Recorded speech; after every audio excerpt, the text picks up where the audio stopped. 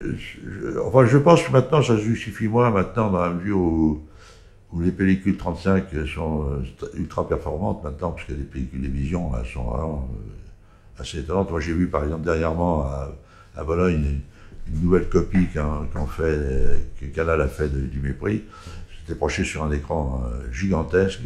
C'est vraiment une qualité extraordinaire. Je veux dire, alors là, je veux dire, le 70, bon, c'est vrai que ça serait sûrement mieux, mais enfin, ça fait partie Parce que finalement, je veux dire, le problème de ces grands formats, ça pose d'autres difficultés. Je veux dire, d'une part, pour la pellicule coûte très cher.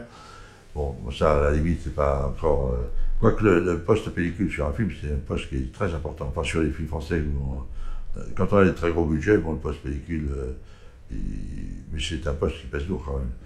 Bon, donc, et puis en même temps, je veux dire, le fait qu'on ait une focale on a forcément des focales beaucoup plus longues, c'est qui implique que si on veut avoir la même profondeur de champ, il faut augmenter la lumière. Donc ça n'a pas qu'une incidence sur le poste pellicule, ça a aussi une incidence sur le poste éclairage. C'est la même chose, par exemple, quand on fait un scope.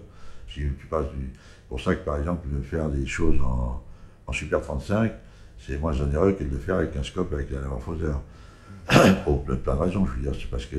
Alors, il faut quand même éclairer le champ un peu plus large, donc ça demande un peu plus de lumière, c'est sûr. Mais je veux dire, le scope anamorphique, comme il absorbe de la lumière lui-même, il faut compenser cette lumière absorbée à cause du paquet de lentilles qu'il y a devant. Et puis, en même temps, comme ça fait diminuer un petit peu la définition, on est obligé de diaphragmer un petit peu pour regagner un petit peu de piqué sur l'image. Donc, je veux dire, c'est vrai que ça coûte un petit peu plus cher. Et ce n'est pas lié au format. Bon, quant à l'esthétique, bon, comme je l'ai dit déjà, que ce soit du 8 mm ou du 70, la fabrication d'une image, qui est une conception intellectuelle et artistique, si on veut, c'est pareil.